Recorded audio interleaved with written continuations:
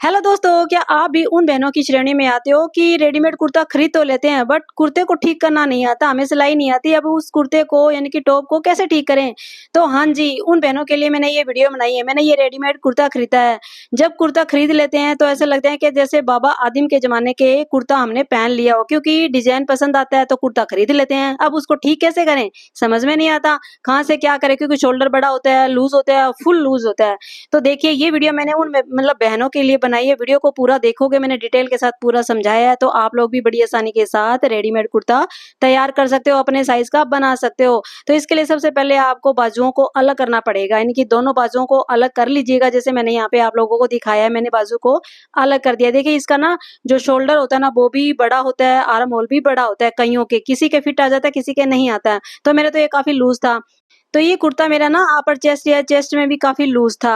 अब इसके बाद ना आपको क्या, इसके साइड जो स्लिट है ना, उसको भी मैं खोलूँगी, क्योंकि ये मेरा खुला है ना, तो इसको भी यहाँ पे कटिंग करके सेटिंग करनी पड़ेगी। तो मैं ये पूरा खोल लेती हूँ। मैंने यहाँ पे पूरा इसको खोल लिया, प्रेस कर लूँगी अच्छी तरह से, यानी कि पूरे कुर्ते पे आपको प्रेस कर लेना, बाजू को निकाल के साइड वाले स्लिट को खोल के, अगर आपको साइज़ छोटा करना है तो। तो मैंने खोल लिया, इस पे प्रेस भी कर लिया है।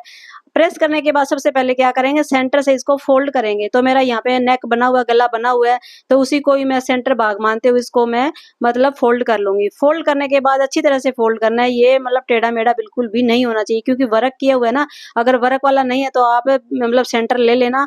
अब सबसे पहले आपको शोल्डर का निशान लगाना पड़ेगा। मैं यहाँ पे शोल्डर रख रही हूँ 7 इंच का, ठीक है?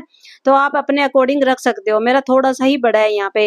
वैसे मैं 6.5 रखती हूँ, तो मुझे थोड़ा-सा लूज़ बनाना है, मैं लूज़ ही बनाऊँगी थोड़ा-सा हल्का-सा। मैंने 7 रखा है। अब उसके बाद देखिए, जो आर्म होल की इसकी लंबाई है ना, इससे मैं थोड़ा ऊँचा ही निशान लगाऊँगी, क्योंकि ये तो काफ़ी बड़ा है। मैंने यहाँ पे लगाया 7.5 का। ये भी मैं बाद में इसको एडजस्ट करूँगी। अब देखिए, सामना भाग लेने के लिए मैंने यहाँ पे 7 इंच का निशान लगा लिया, एक बॉक्स बना लिया। अब इसके बाद फिटिंग का निशान लगाना है। जितना भी आपका चेस्ट है उसमें 3 इंच की लूजिंग देते हुए निशान लगाना है। मैंने 4 इंच की लूजिंग देने के बाद 4th भाग का निशान लगाया है। कमर की लंबाई का निशान 14 इंच का लगाया है। फिर उसके बाद हिप की लंबाई का निशान आप अपने अनुसार लगा सकते हो, मैंने 21 इंच का लगाया है। अब देखिए, फिटिंग में मतलब कमर में फिटिंग का निशान लगाना, वही 3 इंच की लूजिंग देने के बाद मैंने यहाँ पे 4-4 इंच की लूजिंग तीनों जगह दी है। उसके बाद मैंने निशान लगाया, क्योंकि मैं थोड़ा-सा लूज़ बनाऊँगी, ठीक है? अब इसके बाद ये निशान लगा लिया, अब आपको मार्जिन रखना है साइड से, ठीक है? वो आप रख सकते हो, 1.5 इंच रख सकते हो, मैंने 1.5 इंच ही रखा है। अब इसके बाद आपको घेरा कितना रखना है, उसके हिसाब से निशान लगा लेना। मैंने थोड़ा ए लाइन में रखा, थोड़ा ज़्यादा ही रखा है। अब हिप वाली लाइन को नीचे वाले लाइन के साथ तिरछा मिला देना, जैसे सिंपल कुर्ती के निशान लगते हैं, सेम टू सेम यहाँ पे अप्लाई करना है। थोड़ा-सा मैंने घेरा चौड़ा रखा है नीचे से। अब उसके बाद आपको साइड से ना थोड़ा-थोड़ा मार्जिन इनकी सिलाई के लिए भी लेना पड़ेगा, वो भी मैंने निशान लगा लिया, ठीक है? अब यहाँ पे फ्रंट क्रॉस का मैं निशान लगाऊँगी 6 इंच का। मैं 6 इंच ही रखती हूँ, तो मैंने 6 इंच का निशान लगा लिया। अब इसके बाद जो शोल्डर पे निशान लगाया था, उस निशान को नीचे के निशान के साथ तिरछा मिला देना, ये मैं हर बार बताती हूँ कुर्ती के अंदर। उसके बाद यहाँ पे आपको राउंड करते हुए गोलाई करनी है। देखिए, यहाँ पे आर्म होल की गोलाई हो चुकी है, लेकिन इसको भी आपको मेज़रमेंट करना पड़ेगा। मैं देखूँगी कि मेरा ये कम है या ज़्यादा है, तो मेरा यहाँ पे थोड़ा ज़्यादा हो रहा था, तो फिर मैं क्या करूँगी? अब आपको क्या करना पड़ेगा अगर ज़्यादा हो तो ऊपर से आपको आधा इंच ऊपर उठाना है, निशान लगाना है और वहीं से ही आपको गोलाई कर देनी है, ठीक है ना? मतलब आप आधा इंच ऊपर-नीचे कर सकते हो, ठीक है ना? अगर मेरा तो यहाँ पे ज़्यादा था तो मैंने ऊपर कर दिया, कम है तो आप नीचे कर लेना। ठीक, वैसे रेडीमेड कुर्ती का ज़्यादा ही होता है। तो इस प्रकार फिटिंग का निशान लगा लिया और ये आर्म होल की गोलाई मेरी ऊपर वाली है, नीचे वाली नहीं है। ये आधा इंच मैंने ऊपर की है, ठीक है ना? ये फिटिंग का निशान आ गया है। अब इसके बाद सिंपल आपको इसका जो पीछे का निशान है वो लगाना है। जो पीछे का निशान मैंने यहाँ पे ये लगा लिया है, ठीक है? इस प्रकार ये मेरे एक्स्ट्रा इसकी कटिंग कर लेंगे। तो इस प्रकार रेडीमेड कुर्ती की कटिंग बड़ी आसानी के साथ हो जाती है। आप ट्राई कर लेना, अगर आपको नहीं आता ना इस वीडियो को देखने के बाद, अब आप कटिंग कर लोगे और बना भी लोगे। अब ये साइड से भी कपड़ा मेरा एक्स्ट्रा था, वो भी मैंने कटिंग कर लिया है और जो नीचे बॉटम है ना, वो भी एक्स्ट्रा था, वो भी मैंने कटिंग कर लिया है। इसके बाद आपको क्या करना, नोचेस लगाना ज़रूरी है, कंपल्सरी है। ये हिप पे, कमर पे और फिटिंग के ऊपर, ताकि जब आप सिलाई लगाओगे ना तो निशान को निशान के साथ मिलाना है। अब यहाँ पे देखिए, आर्म होल की जो गोलाई मैंने आगे का निशान लगाया था ना, वो पीछे भी लगाना पड़ेगा, तभी तो आप कटिंग कर पाओगे ना ढंग से। तो ये निशान आपको ध्यान से लगाना पड़ेगा। चाहो तो आप ना पूरा खोलते हुए भी निशान लगा सकते हो। तो मैंने निशान लगा लिया, इस पे मैं गोलाई कर दूंगी, ठीक है? और गोलाई करने के बाद आपको इसकी कटिंग करनी है। और कटिंग कैसे करनी है, कभी ऐसा ना हो कि आप गलती कर दो, वो कैसे बताती हूँ। तो देखिए मैंने ये गोलाई कर दी है। कटिंग करना है, दोनों पल्लों को एक साथ लेकर कटिंग नहीं करनी है। एक पल्ला ऊपर ऊपर वाला उठाना और उसकी कटिंग करनी है। ये ध्यान रखना कभी दोनों की आप एक साथ ही कर दो, क्योंकि ये सिले हुए हैं ना, ये रेडीमेड कुर्ता सिला हुआ आता है, तो ऊपर वाला ही पार्ट उठाना और कटिंग करनी है। तो मैंने आर्म होल की कटिंग कर दी है। अब यहाँ पे ध्यान से देखिएगा, बारीकी के साथ देखिएगा, यहाँ पे जरूरी है आप लोगों को देखना। यदि आपका आर्म होल फिर भी बड़ा आ रहा हो, झोल खा रहा हो, क्योंकि रेडीमेड कुर्ती में जब स्लीव को हटाते हैं तो आर्म होल झोल खाता ही खाता है। इसके लिए आपको करना क्या है, एपेक्स पॉइंट की लंबाई का पहले निशान लगाना है, फिर उसकी चौड़ाई का निशान लगाना है। मैंने 3.5 चौड़ाई रखी है, एपेक्स पॉइंट की लंबाई मैंने 9.5 रखी थी, और उसके बाद एपेक्स पॉइंट से 1.5 इंच की दूरी रखी है। वो इसलिए क्योंकि मैं आर्म होल में डार्ट लगाऊंगी।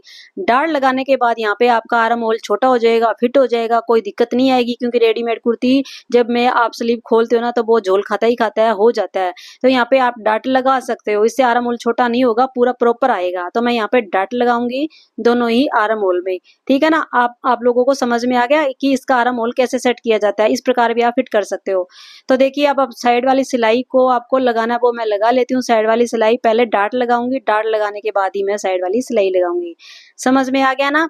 तो कहने का मतलब ये है कि जब आप रेडीमेड कुर्ती लाते हो ना, तो उसमें जब आप स्लीव को खोलते हो ना, क्योंकि जब खोलते टाइम क्या होता है, जब धागे को खींचते हो ना, तो वो जो कपड़ा होता है ना वो उरे भी हो जाता है, थोड़ा झोल खाले मतलब खाने लगता है, मेरे से बोला भी नहीं जा रहा है, झोल खाने लगता है, तो उससे वो प्रेस से ठीक नहीं होता है। तो इस पे आपको क्या करना पड़ेगा, इस पे यहाँ पे आपको एक डार्ट डालनी पड़ेगी। और देखिए यदि आपका आर्म होल में झोल ना आ रहा हो, जैसे कॉटन का कपड़ा होता है उसमें झोल थोड़ा कम ही आता है, तो आपको डार्ट लगाने की जरूरत नहीं। लेकिन जब आप रियोन का कुर्ता लाते हो ना, उसको खोलोगे ना तो उसमें थोड़ा ना झोल बन जाता है, वो प्रेस से ठीक नहीं होता है, तो उसमें आपको डार्ट डालनी ही पड़ेगी। तो कहने का मतलब ये है कि आप इस प्रकार सेट कर सकते हो। और ये वाला तरीका शायद आपको यूट्यूब पे नहीं मिलेगा, और न ही किसी ने शायद बताया होगा, जैसे मैं यहाँ पे आप लोगों को बता रही हूँ, ठीक है ना। अब इसके बाद साइड वाली मैं सिलाई कर रही हूँ, और यहाँ पे आपको डबल सिलाई लगानी पड़ेगी अपनी फिटिंग के अकॉर्डिंग। और आगे मैं आप लोगों को बताऊं कि बाजू को आपको कैसे सेट करना है। देखिए मैंने साइड वाली सिलाई लगा ली है, डार्ट भी लगा लिया है, बाजू को कैसे सेट करना है, क्योंकि वो भी झोल खाता है, वहां पे आपको ध्यान रखना है। और ये बात आपको शायद यूट्यूब पे किसी ने नहीं बताई होगी, ये गारंटी के साथ बोलती हूँ। अब देखिए मेरी ये स्लीव है, ठीक है। अब स्लीव को कैसे सेट करूंगी, जितना भी मेरा आर्म होल है ना जो कुर्ती का, उससे मैं आधा इंच एक्स्ट्रा रखूंगी। वो क्यों रखूंगी बताती हूँ। अब देखिए पहले यहाँ पे मैं खींचते हुए स्लीव को मतलब आर्म होल को लगाऊंगी, निशान लगाऊंगी, और नीचे मोरी का निशान लगाऊंगी। जितना भी आपका मोरी का निशान है वो लगा लेना। उसके बाद फिटिंग का निशान लगा लेना। मैंने यहाँ पे बाजू का आर्म होल कुर्ती के आर्म होल से आधा इंच एक्स्ट्रा रखा है।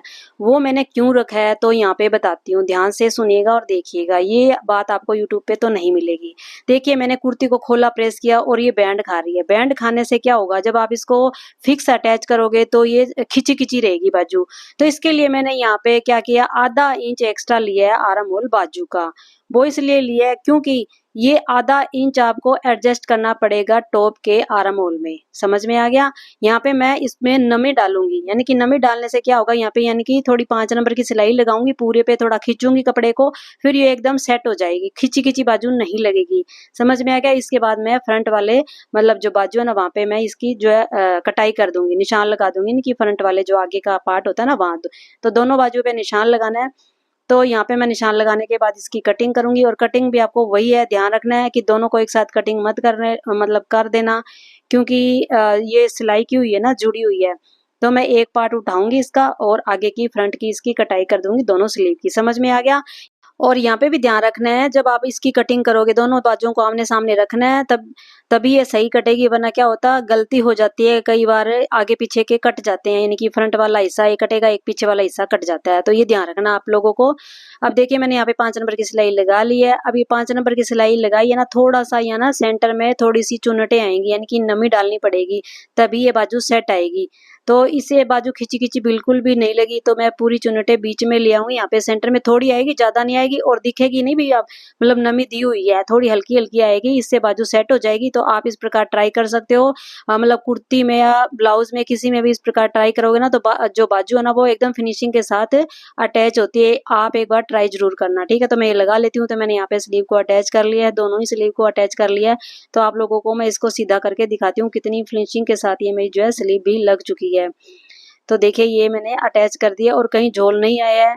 बाजू ना तो बड़ी हुई है ना छोटी हुई है, एकदम मतलब फिक्स आई है बाजू। क्योंकि मैंने यहाँ पे सेंटर में नमी डाली है और लगी, मतलब ऐसा लगता नहीं है कि नमी डाली है, चुन्नट दी है। हल्की-हल्की नमी डालनी पड़ेगी, प्रेस करनी पड़ेगी, उसके बाद एकदम फिनिशिंग आ जाएगी। तो आप इस प्रकार ट्राई कर सकते हो। तो इसके बाद देखिए मैंने साइड वाली जो स्लिट थी ना, वो भी मैंने स्टिच कर ली है फिनिशिंग के साथ और इसके ऊपर प्रेस कर लिया है। प्रेस करने के बाद मैं इसको आपको पहन के भी दिखाती हूँ, इसका फाइनल लुक। आप लोग कमेंट करके ज़रूर बताना कि ये आपको कैसा लगा, मेरा जो समझाने का मेथड था। और हाँ, आप लोगों को अगर आप स्टिच करना ना कुर्ती को, इस वीडियो को पूरा देखिएगा और वीडियो को लाइक शेयर जरूर कर देना और कमेंट करके जरूर बताना ये कुर्ती पहनी हुई कैसी लग रही है। मैंने थोड़ी लूज ही बनाई है, ज़्यादा मैंने फिटेड नहीं बनाई क्योंकि मैं लूज कुर्ती ही पहनती हूँ। तो आप भी ट्राई करिएगा। और हाँ, अगर आप लोगों को और भी कुछ सीखना है, जानना है तो कमेंट करके जरूर बताना। वीडियो को लाइक शेयर जरूर कर देना। मिलती हूँ फिर नई वीडियो में, तब तक के लिए बाय।